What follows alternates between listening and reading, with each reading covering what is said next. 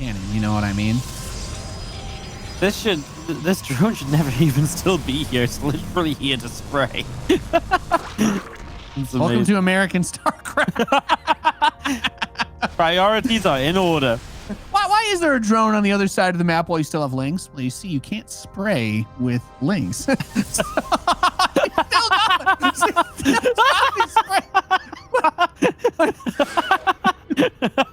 I thought I was supposed to be the one doing dumb shit here. Okay, excuse me. Sorry about that. But yeah, oh my god. Well, I double Stargate in a fleet beacon at 5 minutes. Yep. What the hell is going on? That's just the Void Rays and the Mcanning build, right? This is kind of how he won last time. He got into some long games from playing Stargates early. The only thing I will say about this is that last time he did this was kind of like a newer style because of the Void Rays being changed. Whereas now, it's a bit more figured out. People are like, oh, I just built some Hydras and I kill you. So I'm really intrigued to see if Scarlett does go for that approach. She is making a lot of lings right now. I mean, sorry, he's going straight into carriers, but the point still stands that I kind of feel like Scarlett knows a bit more of what Mcanning's up to nowadays. So I don't feel like it should be as much of a problem as she had last season with it. If the Protoss player gets +2 and 6, 7 carriers, things get really weird if you try to just kill them early on. Like you can do a lot with that. And Mcanning, when they talk about practice and why people do certain strategies, even though it's like, isn't there this obvious weakness? Well, if you want to play a strategy that has quote unquote obvious weaknesses, it behooves you as a professional to build contingency plans that maybe don't always work, but against certain types of responses to your easily counterable strategy can work. And that's where you get those big dubs where you're like, oh my God, he went straight to carriers, but then he got disruptors so fast, he was able to kill 16 Hydralisks with one hit and the carriers mopped up everything else, right? Yeah. I'm interested to see if Scarlett can do anything as she makes her way. Across the map here, a good clump of units down the bottom left. The carriers are staying pretty stationary. I wonder if Scarlett just sort of feels like this is okay as well, if she can keep Mcanning on 3 bases. The problem is, though, if you keep him on 3, he's just going to get enough carriers to get 4 eventually anyway. Wow.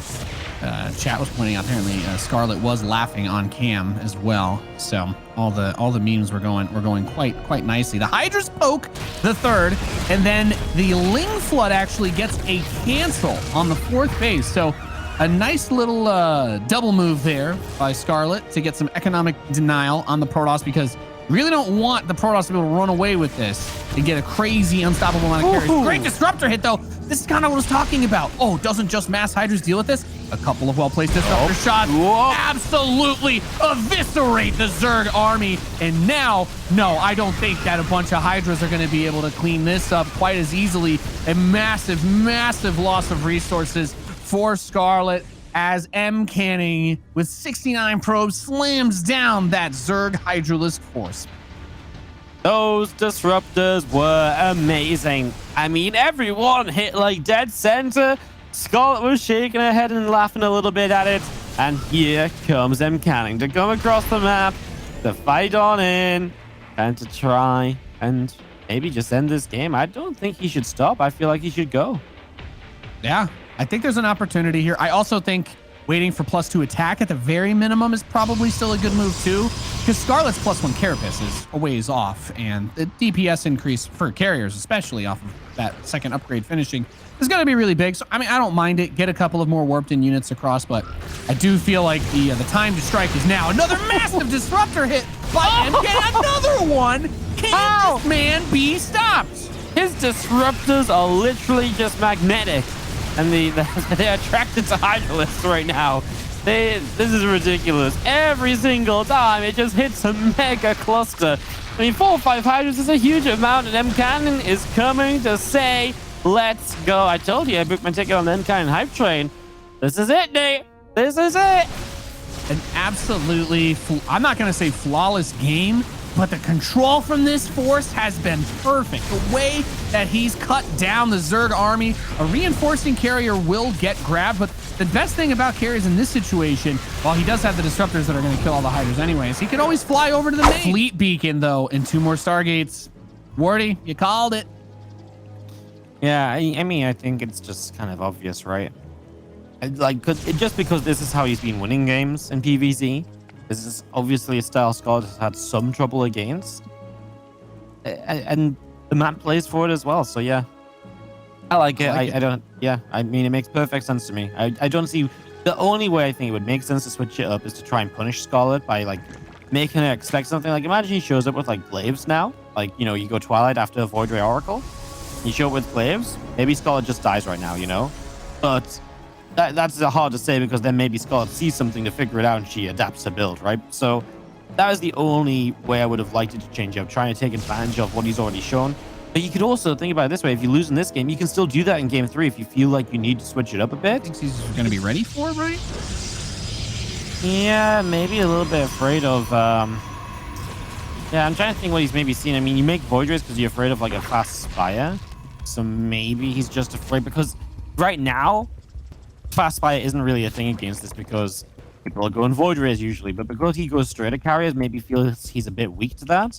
So he's just covering his bases. But yeah, it's obviously it's not really going to do much for him right now. I think eventually it's okay. I mean, I don't really get it because he has a pretty good vision on what's going on now. So I think we're going to see more carriers. I think he was just afraid of something hitting like here now very quickly.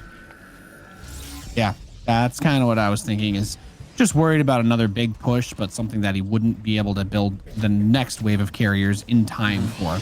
But that +2 attack starting up misses the warp in block on the mineral line, so a couple of probes should go down. I don't think that if you're Scarlett, you're really looking for something big to scout, except maybe the timing of the robotics bay, and she will see that it is only now just finishing. But does she feel like she has the time to make a big attack before disruptors actually come onto the stage? That's maybe a bigger question. She gets a cancel though on the 4th, while the carriers ran over to the natural, so at least a nice awareness of where those units were chasing the Zerglings. I mean, Scarlett's just playing this entirely differently, right? Straight in 89 drones. You know, she's not cutting workers to make an attack. She's very happy to play this longer game, so she's going to hit the hive. She is going to build, I guess, a couple of Vipers here, at least, and then we'll see what else she wants to do. I mean, eventually the Spire makes sense. You start getting the Spire upgrades, you start getting into Corruptors. Generally, when Scarlett plays these kind of games, you're in for a long, long game. So, you know, the 90 drones to me says this could be like 30 plus minutes because I don't really see Scarlett going so overboard on aggression that this game is going to, unless she like truly just breaks Mcanning. She is getting 4 Vipers right now, and there's no High Templar. So there is a potential that if she gets some good yoinks, she could just delete all the carriers like very quickly one by one before disruptors become a problem, as I say that. Okay, well, no, there you go. There's the disruptor denial. So she's being very bold out on the map, but kills the disruptor. You really, if she had been able to kill that +2 attack, that would have actually been potentially this game ending. Carriers are going to be absolutely worthless if they can't be ahead on upgrades, or at least even in like an end game 3-3 situation. Like the damage they get from those upgrades is just wild. And there it is. There's the big denial. So you're in a really awkward spot now. You're going to start just 1. You're going to get 2 cybernetic scores this time around, maybe, just in case. Yeah, 2. I like it.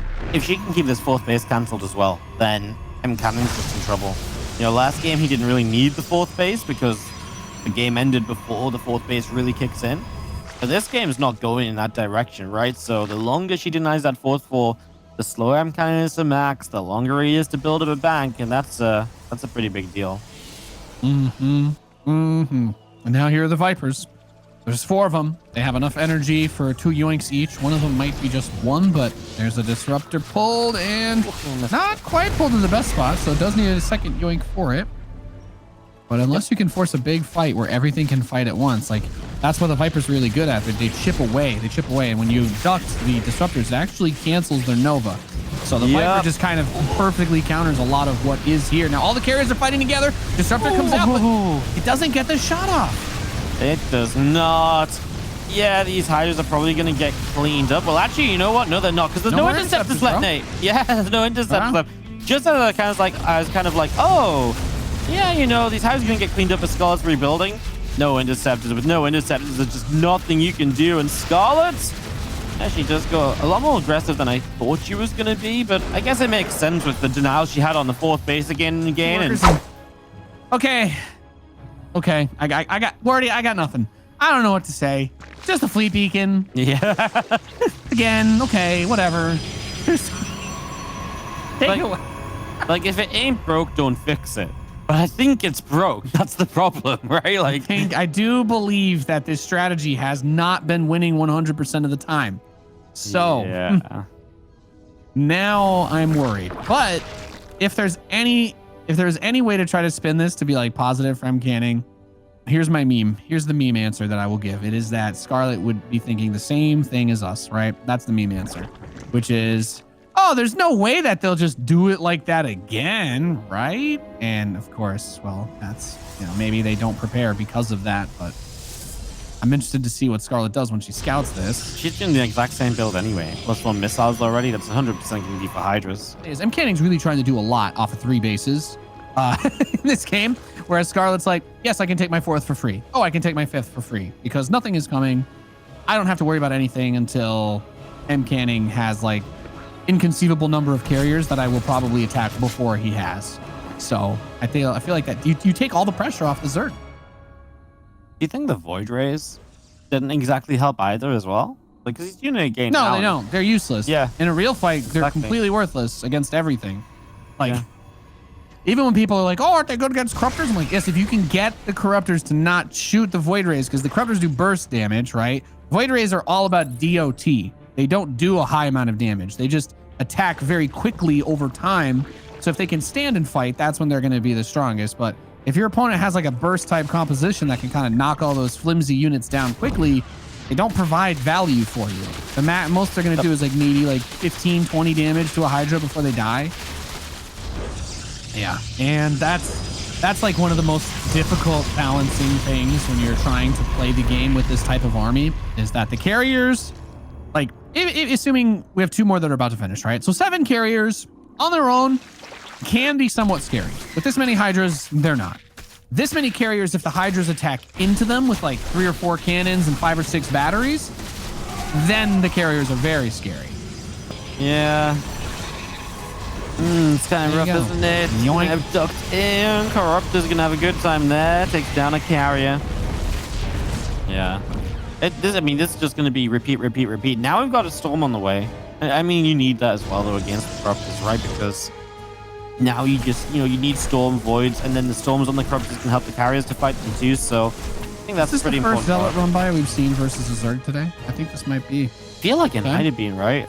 Yeah, Mcanning is going to finally bring some pressure, some real pressure over towards Scarlett, and actually ends up getting pretty good return for his investment. Kills quite a few of the drones on the east side, almost kills this base. There is a disruptor here. I do not know why. I think it's about to just die. Yes. Oh, no. Okay, well, there you go. Nice exit frags. Yeah. So something extra done, some drones go down, but Scarlett's still just sat on 92 workers, so... Few Hydras around the side, gonna get a couple of cannons. Voids are coming through, and an Overseer gets picked off. As we do have our couple of disruptors will not land. I mean, look at this Spore Crawler forest that Scarlett has set up with lurkers in amongst all that. Obviously, Mcanning isn't really set up to attack anyway, but even if he tries to, all that defense is a huge problem. You've got to get through all of that, and we're finally getting kind of our late game that we maybe expected in this series because of the way Mcanning likes to play with the Stargates, but I gotta say, I don't feel like I felt good for Mcanning this entire time. Yeah. It's like he's kind of been able to do what he's wanted to do, but he's never been able to max out, and now the economy is being threatened again, and with the lurkers, like they are always going to be a big factor now. The Vipers come up, bunch of big abducts. Yes, you can feedback them while the tongue is out. That does not cancel the abduct itself. Yeah, it's easily the hardest part of playing with this type of army. It's just dealing with the Vipers. They have been disgustingly cost effective in this game, and it's opened up so much more opportunity for Scarlett to do other things like these little Hydra attacks, because all of a sudden we have to keep a couple of our carriers away from the rest of the army now, and then all the interceptors die, and then you're going to lose more probes. So then that very small mineral bank that Mcanning has, guess what it's going to get spent on? Interceptors. That's it. So and interceptors are not that expensive. And that really says a lot. He's not rich. 54 probes and struggling to maintain that 4th and 5th. Look at the resources lost too. It's like a 6,000 difference in favor of Scarlett. What? Hello? Like, That's not the way around this is necessarily meant to be when Scarlett's been up this many workers this entire time. Like, no. So, yeah. Scarlett's got all of the control in this game. And it's definitely not one she could just run into and end right away. But she is doing it right. She's still putting on a lot of pressure. She's keeping things active. I like it so far. I really think that Scarlett's just going to slowly make Mcanning bleed out here. And it's kind of a tough way to go, but... yeah. Scarlett just got a little impatient in game one. That's it, right? Scarlett got a bit impatient in game one, forced the issue probably before she should have. And in game two, great adjustments, easy clap. Game three, so far, great adjustments. So far, easy clap. Although the army has been reached for Mcanning. He has his big army. So now it comes down to don't die to a base trade, but also you're going to have to kill quite a bit of Zerg because there's a 6,000, 7,000 bank. So if you think you kill all the corruptors and you're fine, Scarlett has enough money to build quite a few more. Well, I mean, this is what Mcanning needed, if anything, right? Because he's not going to have the bank to rebuild, so he just has to have that one big kind of fight. But he needs this fight to be devastating, and it needs to happen here, because if it doesn't happen here, Scarlett will just rebuild and go. Whereas at least if it happens here, you can catch the reinforcements. But if it's going to happen here, he's got to make it happen throughout. So Yoink goes down, minus 400, 400. If it happens here, it has to happen through all those spores and lurkers. It's just not happening. The fifth base goes down to a lurker, and it feels like even moving to the bottom side here from Mcanning was all in, even though he's not committed through. Yeah, and that's the hard part about it, is as long as you play non-committal, then the Zerg player can always just be like, okay, I'm just going to yoink whatever I can. And then since you don't want to actually engage in a full-on fight, you can't really punish me because I've pulled this unit out of range of being saved by anything that you have. That's just smart Zerg play. And that's why we have this incredibly disgusting, weird-looking resources lost tab, because there's been no answer to the Vipers, even though there's a Templar. Doesn't matter. The Templar reaction time is too slow, so it doesn't matter. Yeah, you can click feedback a million times on a Viper with no energy. It's not going to do anything. Yeah. And you need a feedback when those guys fly in, not after they've already picked up your units. So, yeah, I mean, at this pace, Scarlett can just chip away at this army forever until Mcanning just runs out of money. Yep. That's the hard part about this. He needs to actually force a real fight. He needs to force a real fight where all of these units can actually have an engagement where they're all contributing to the battle. If you get pulled over cliffs, then your Archons can't do anything to help you against the Corruptors, right? If you're kind of just pulling away every time you get close to the enemy, if you're waiting for these motherships and these big units, they're always going to get singled at first. And you're like, oh, I'll just go back and build another mothership. Like, minus 800, right? Like, we keep a tab on the motherships that are built in professional StarCraft for a reason. Yeah. You can write them off on your taxes. That's how worthless they are. Oh, and expensive. Man, exactly. It's, I mean, 400 is literally Mcanning's bank right now as well, right? Like, it's kind of a serious amount of money to add a Dark Shrine into. DTs? I mean, Nate, have you seen how many units and Spore Crows there are on this map? Like, I'm not really convinced about Dark Shrine right now. I think of DTs as an Mcanning spirit animal, but if he's building them in this situation, this is not an Mcanning Dark Shrine. You know, that's not the Canman Dark Shrine that we talk about, that we think about when we talk about Mcanning. That is the oh crap, I'm now realizing that I may be in over my head Dark Shrine, because obviously, as you pointed out, there's a million spores. There are like 8 overseers with the army. There are 8 overseers in total on the map. Excuse me. So. Yeah, there's a good amount of detection. I don't think Invisiboys are the answer. No, I feel like since you mentioned it, there are 65 spore crawlers on the map. Like, okay, maybe you find like a base to get into, and what are you gonna do? Like, kill a couple of drones? Like, you need so much more than that. It's not like you have the bank to just give up a couple of GTs here and there to get a couple of drones, right? It's just way too passive for me, I don't disagree. Like, I don't necessarily think he can attack in, but he has to attack in, otherwise he just keeps on bleeding out. But maybe that's the best bet, that maybe Scarlett just attacks into him and then messes up. But if you're a Protoss player and your complaint is that you can't attack into the Zerg because you're both maxed out, but they have 65 spore crawlers, you waited too long. that's the answer to your question. You know, if it takes this much time to be able to build the army that you want to try to have a fight with, it's, you know, something went amiss elsewhere in the game that opened the door for the Zerg to say, I can put 65 drones into anti-air turrets. Yep. And you can't bring the cannons with you. And if you could, you probably still couldn't bring them with you on creep. So it's only going to get worse as Scarlett is going to say, I'm stupid rich. I am going to just throw units at you until you eventually give up because you don't want to actually fight. It's like, oh, well, great recall.